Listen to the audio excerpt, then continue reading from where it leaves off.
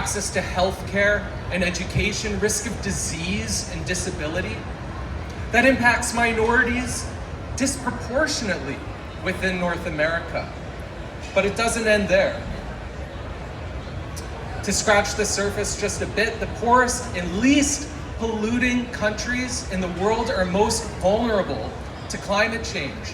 Indigenous communities are often the first to suffer direct impacts. And of course, environmental degradation often erodes culture.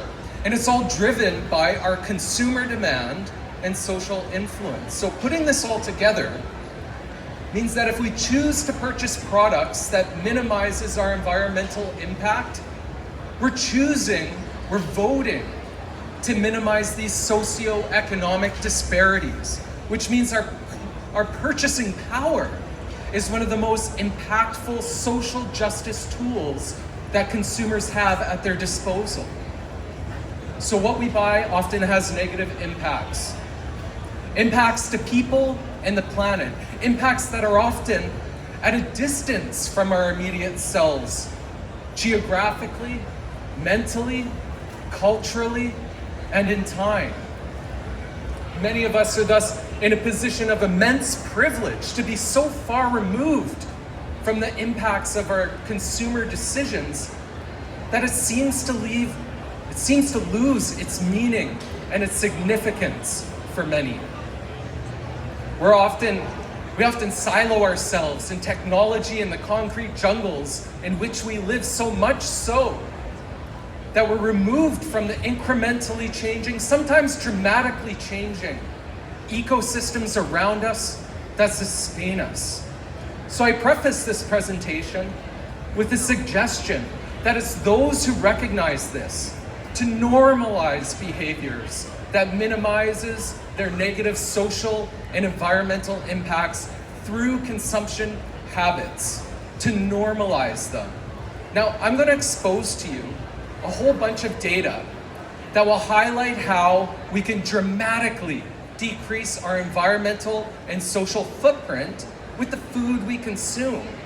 What we should not do is take this information and weaponize it, because this creates a barrier.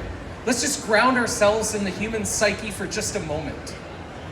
Accusatory statement tends to result in people putting up their defenses, and this creates a reinforced barrier that makes it more difficult to break through to modify those behaviors in the future. You know, that's why marketers don't tell you that you're evil or you're part of the problem if you don't buy their product. No, they tell you how awesome you could be by joining them. Okay, so I'm curious about how to maximize the benefits and minimize the negative impacts of the food we eat, recognizing that food is such a massive source of cultural pride and also a massive source of environmental impacts. Now today we'll look at how we can minimize our environmental impacts on climate change, land use, that's biodiversity loss, water use, and water pollution. So let's dig in. Climate change. What are the impacts we're trying to minimize? Well, climate change is responsible for increased frequency and intensity of droughts, wildfires, disease and pests, flooding, droughts, heat waves, landslides. You know, our ecosystems, they're contracting, they're expanding, they're shifting geographically. And we're losing species diversity, ecosystems and wildlife habitat, and a loss of culture. You know, the people who are at most risk of death, for example, in the poorest countries are women, children, and elderly. And we're all responsible for that. We all need to take responsibility for that and be accountable. And it's for these reasons, among others, that climate change is just as much a social crisis as it is an environmental one. Climate change and its impacts are undeniably, as a matter of fact, caused by human activities. But what activities? Well, there's two big ones. First is the energy sector as a whole. It's a massive contributor. heating homes and commercial buildings, fueling industrial processes, chemical production in general, and transportation. Unfortunately, we live in a throwaway economy. Every few years you get a new phone, throw the other one away. Computers, appliances, it's the same story. We always want the latest and the greatest. We project material wealth onto society, who in turn reflects back a social status and some toxic form of human self-worth. We demand it, industry provides it, and they are powered by the energy sector. And we yearn for growth, exponential growth, and we measure it by GDP, gross domestic product, a nation's output, which is strongly correlated with energy use. Surely one of the biggest challenges humanity will face is decoupling economic growth, or GDP, with greenhouse gas emissions. And of course, the other major player here, and the topic of this speech, is agriculture. In fact, if we stopped all greenhouse gas emissions from every sector on the planet right now, except for agriculture, we would still surpass the Paris Accord agreement of limiting warming to 1.5 degrees Celsius. So how can we use our purchasing power as consumers to minimize our impact on climate change? Well, what's the trend here? I think it's fairly obvious. The top half of this list is predominantly animal-based products. The bottom half of this list is predominantly plant-based products. Note that beef emits 31 times more greenhouse gas emissions than tofu, more than 50 times more greenhouse gas emissions than legumes, and 100 times more than peas. I mean, the relative reduction in greenhouse gas emissions you could achieve by switching from a meatloaf to a lentil loaf here is massive. It's a 98% reduction in greenhouse gas emissions. And to put that into perspective, if you switch from a regular car to a hybrid car, you're going to reduce your emissions by 46%. And I use this example because animal agriculture alone is at a minimum comparable to all the greenhouse gas emissions coming from the tailpipes of planes, trains, boats, and automobiles. So as much as we hear, drive less, buy a hybrid, ride your bike, which I all agree with, if we're being reasonable, we should also hear with the same level of passion and vigor, eat less meat. And I say at a minimum because that doesn't take into account land use change and permanent land use change. Animal agriculture is responsible for a large amount of deforestation around the world. We regularly clear forests to make space for grazing, livestock, and animal feed crop production.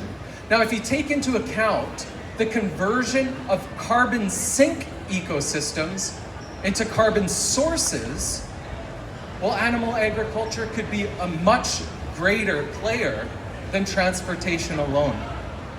And that leads me to land use and biodiversity loss. You know, E.O. Wilson is one of my heroes in the biological sciences, and perhaps one of the most well-respected and known ecologists of our modern era. And he once articulated that only by committing half of the planet's surface to nature can we hope to save the immensity of life forms that compose it. Unless humanity learns a great deal more about global biodiversity and moves quickly to protect it, we will soon lose most of the species composing life on Earth. And he puts forward the half-Earth proposal, which environmental groups and governments have been working towards a goal of protecting 30% as a stepping stone to half-Earth. And on a positive note, our Premier of British Columbia, David Eby, which you might not know, was an animal advocate and vegetarian from an early age, made this commitment. of protecting 30% of British Columbia to nature by 2030, in fact. And this is to address the loss of biodiversity, species extinction, and the health of our precious ecosystems that sustain us. So why do we care so much? Well, the way we use land influences society and our sense of place. Every inch of land used by humans is part of an ecosystem. And ecosystems provide services. Ecosystem services such as carbon sequestration, water storage, water filtration, pest and disease control, traditional food sources, recreation, spiritual connection, medicines. Ecosystem services should be viewed as a human right. And agriculture is by far the largest user of land resources in the world. In fact, half of all habitable land on the planet is used for agriculture. That's more than all natural forests and grasslands combined, to put that into perspective. So how can we, thoughtful consumers, reduce our land print with our purchasing power? Well, let's have a look. Well, again, the top half of this list is dominated by animal products, and the bottom half is dominated by plant products. But as you can see, there's a massive discrepancy between beef, lamb, dairy, and pretty much everything else. And that's because cattle use both pasture and crops. And note how short the grass is. That'll be important later on. But pasture are areas that cattle, lamb, and livestock use to forage for grass. And cropland is land that we use to grow plants for human food consumption and animal food consumption, the animals we eat. And there's a lot to discuss about pasture, but I'll mention a few quick points. They say that we need to use pasture because it's marginal agricultural land that can't be used otherwise. So it's an efficient use, right? It's such a big resource, but I think it's a resource drain. You know, cattle production, it's not all that profitable, often breaking even or incurring losses, but an industry alive today because it's on a lifeline of public support and funding. And cows still need feed to make them economical. In fact, they're encouraged to eat grains because it makes the beef more valuable, it's more tasty. But pasture is typically one of two things. Pasture is either land that was converted to pasture, such as forest, or it's grasslands. Grasslands. Some of the most misunderstood, beautiful, threatened, and ecologically valuable ecosystems on planet Earth. And much pasture in Canada, about 25% of pasture, is seeded with non-native grass. And private pasture is oftentimes moderately to heavily grazed. And this is known to be correlated, well, with grassland bird declines. You know, I have many stories about this, but I'll tell you one. An Indigenous colleague of mine once told me that him and his dad used to hunt for ptarmigan and grouse in the grasslands. But nowadays there's not as many there. He wishes that he could go out hunting with his son the same way that he did with his father, but he'll never know what it was like. But his grandfather, he said, he would talk about flocks of ptarmigan and grouse in the grassland. And he'll never be able to know what it was like when his grandfather was a kid, and his son will never know what it was like when he was a kid. Now, I've told this story to professional foresters. Whoops, those are the grouse and ptarmigan. Apologies for that. I told this story to many foresters, professional agrologists in the same field as me, natural resource scientists. I told them this story, and the common response I got was, there's no evidence for that. Oh, Indigenous people always say this kind of thing. Now, this culture in professional circles that's so pervasive just only perpetuates the stereotype that Indigenous knowledge is inferior. It's disturbing. But David S. Wilkove, another hero of mine, in the ecological sciences, once said in his book, The Condor's Shadow, he tells a similar story. He says when he was a kid first starting his birdwatching adventures, the old timers, they would always say that the spring migration just wasn't what it used to be. Now he always thought that it was old age, memory, eyesight loss. But then 30 years later, he found himself saying the same thing, that the spring migration just wasn't what it used to be. And the kids starting their birdwatching adventures today will never know what it was like 30 years ago. And he will never know what it was like when the old timers were kids. Now he calls this generational amnesia the greatest impediment to a lasting conservation ethic in America today. But nobody said, oh, ecologists always say that kind of thing. There's no evidence for that. No, David S. Wilkove, he got a Pioneer of Science Award. He got a Distinguished Publication Award, a Publication of the Year Award. Now, Pasture, it's not impact-free, no. In fact, livestock compete with cattle. Cattle compete with wildlife. And cattle ranching was one of the drivers that influenced the destruction of bison populations in the prairies and the eradication of Indigenous owned and wild horses in the interior of British Columbia, because they competed. And that only scratches the surface. I mean, cattle change plant communities and wildlife habitat. They erode stream banks, among other impacts.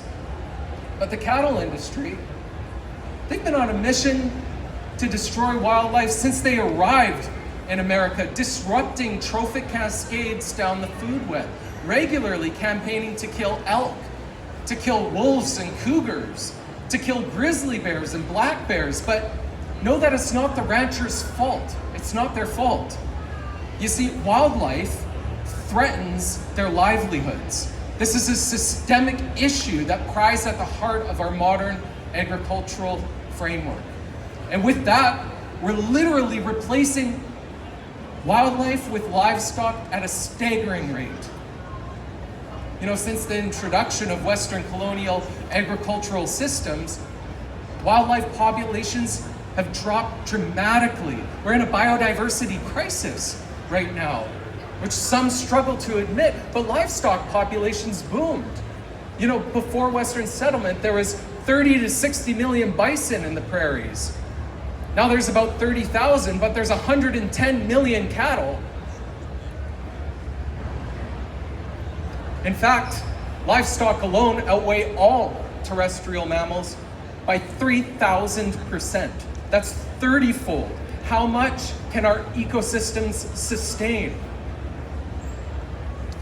You know, in fact, wildlife threatens the agricultural industry so much so that if a wolf nabs a cow, they get compensated. Subsidies, it's a very important regulatory tool, and most agricultural subsidies goes towards animal products.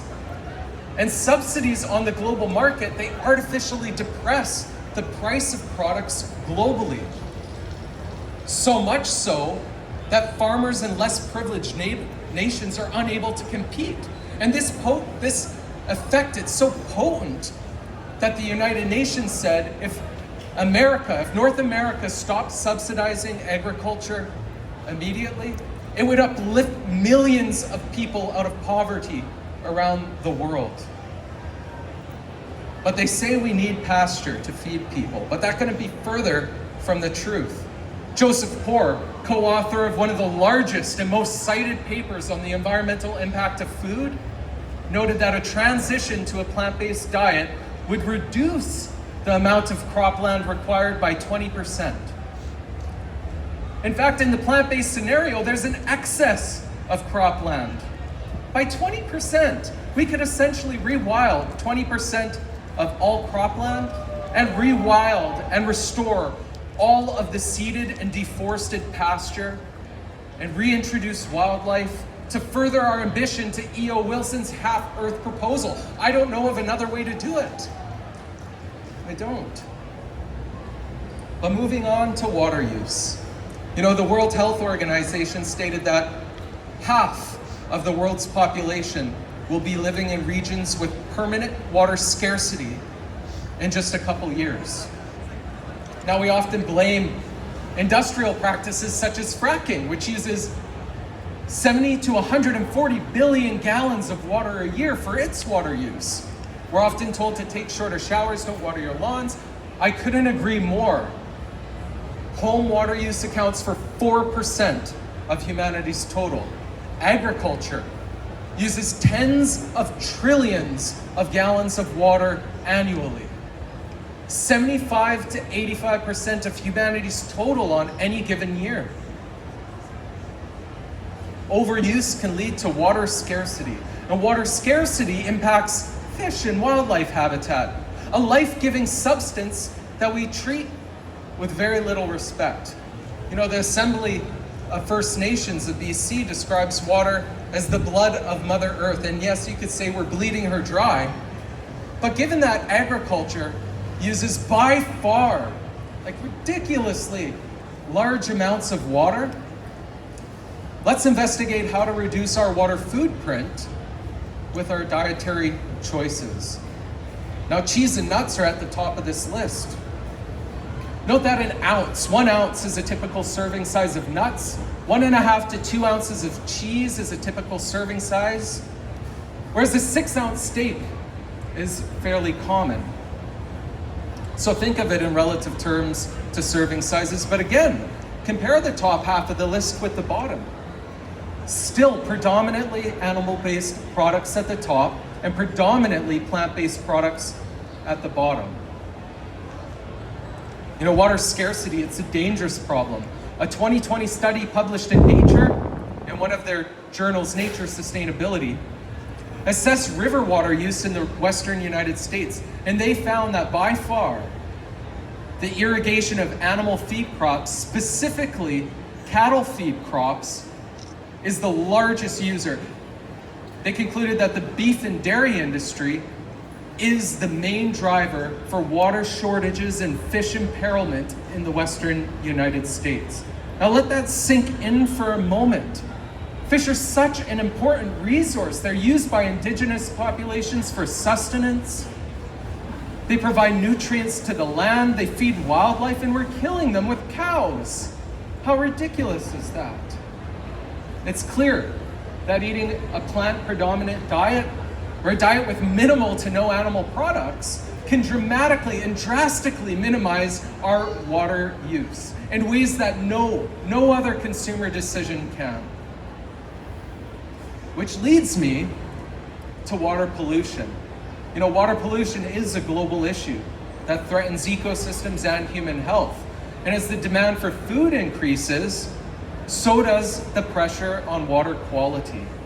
Now in North America, agriculture is the leading driver, one of the largest polluters of streams and rivers, and a very significant polluter of wetlands and lakes. And of course, crops contribute to this. And I'm very critical of animal feed crops as they are driving demand for hazardous pesticides. And we're all familiar with the small, humble family farm, cattle grazing on grass in a picturesque landscape. However, this is only one step in the supply chain. In autumn, in the fall, they're auctioned off. Now 90% of cattle in BC are auctioned off to just 2 feedlots in Alberta. Most of those massive monoculture crops driving the demand for hazardous pesticides, that feed goes to these feedlots, where animals are fattened up for the kill or brought up to slaughter weight, as they like to call it in the industry. And these feedlots, they're CAFOs, concentrated animal feeding operations. They're factory farms,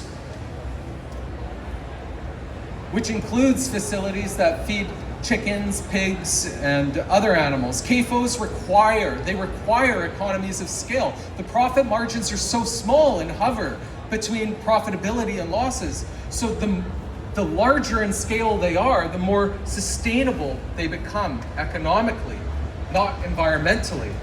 CAFOs frequently leak spill manure into our freshwater and aquatic ecosystems, which have led to massive fish and aquatic life die-offs.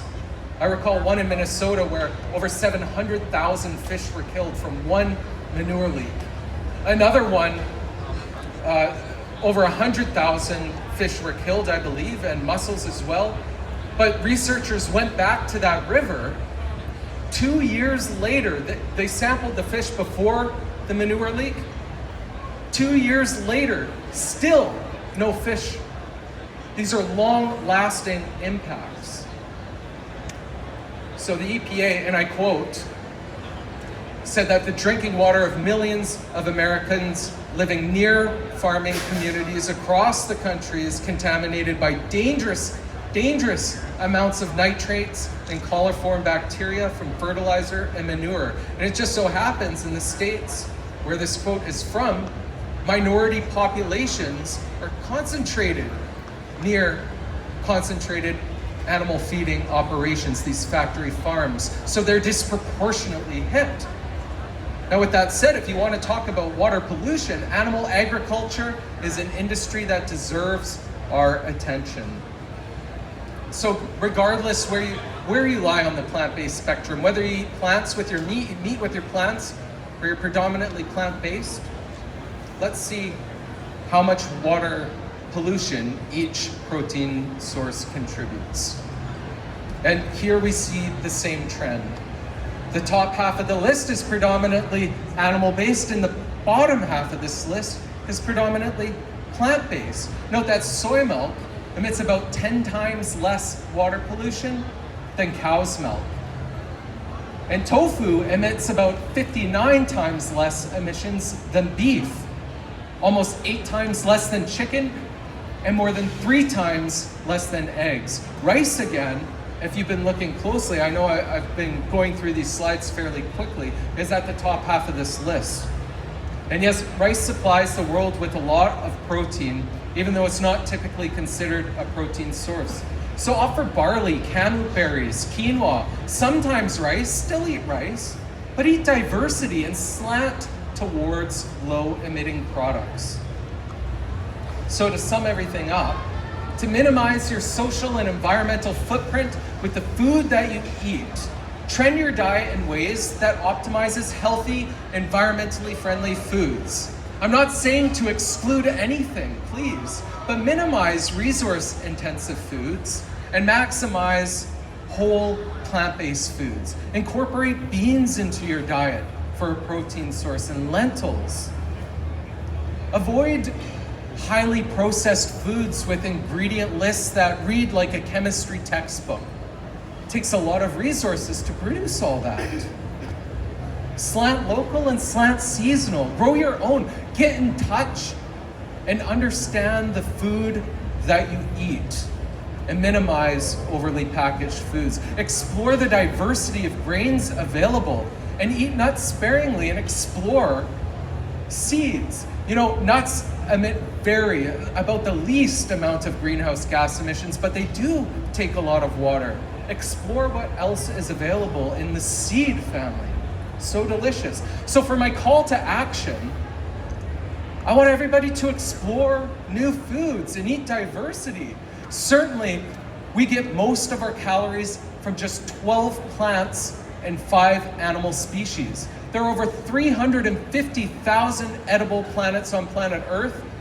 About 150 we're cultivating today.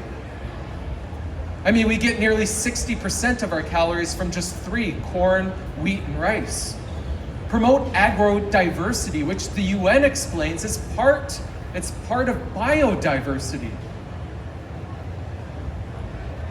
By slam that social norm of just concentrating your diet to a few different ingredients and introduce a diverse range of plants to your friends, family, and diet. And of course, sharing is caring. And sharing food can be such an impactful tool for social influence. Share food and recipes that cater to your friends' palates. Perhaps they'll be inspired and try it at home. Further spread that love and normalize eating behavior. I believe this is the strongest tool we have for animal advocacy, environmental well-being, positive outcomes, health outcomes for consumers, and social justice. If we have time for any questions, I would love to answer them.